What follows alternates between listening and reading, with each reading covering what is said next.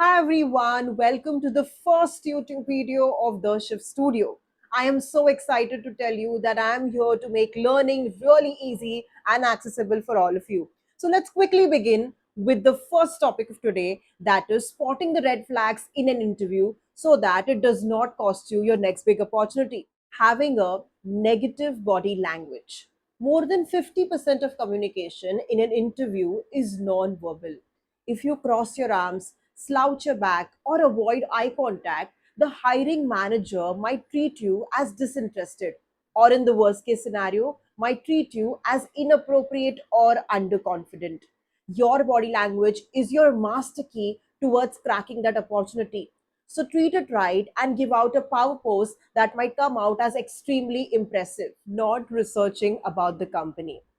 When an interviewer is going to ask you, tell me about the company, and you do not have any idea about it, like who the CEO is, what does the company sell, what are the services, it's a biggest turn off for the interview altogether.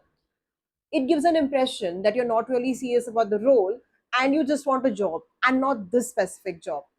You need to spend good amount of time in knowing what the company does, because it gives a customized feel for your answer, and it also shows your genuine interest for that particular role. Beating around the bush. A lot of times when we go unprepared for interviews, we end up giving a lot of irrelevant details. For a simple question like, tell me about yourself, we spend more than 5 minutes. And then the interviewer keep thinking, what's really happening?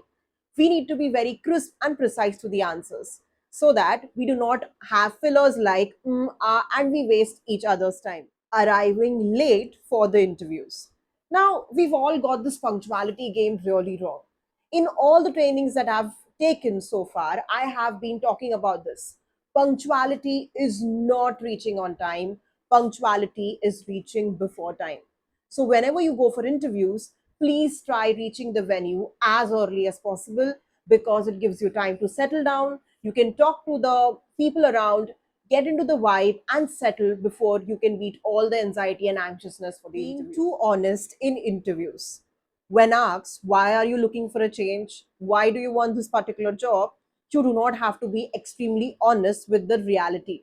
You don't have to bitch about your old ex boss that he or she was toxic. You don't have to say that the entire system is very unprofessional. You just have to give them facts on surface level and just move on with that particular question.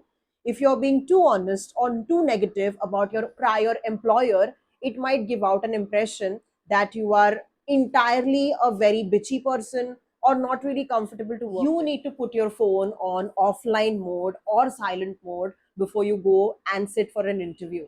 Now, this might sound really small, and I know many people have told you this before, but it can really cost an opportunity. I remember being part of an interview where the candidate had a really awkward ringtone that was really loud and it rang in that entire conference room. And even if the interview went really great for him, he was not really selected because that particular gesture of not putting phone on silent really went against him. Taking your interviews really casually, that is not really dressing appropriately for an interview. Now, I mean, if you're interviewing for an advertising agency or a media agency of that sort, and it's expected for you to be in casuals, that's a different story altogether. But when you know that it's your first time entering a company, sitting for an interview, it is expected for you to dress well in proper formals. So do not take chance on that and wear appropriate interview like clothes and sit for an interview. So, yes, that's about it from my end with respect to spotting certain red flags in the interview so that you do not miss out on that next big interview that you go for. I will be making more such videos that will help you enhance your learning journey.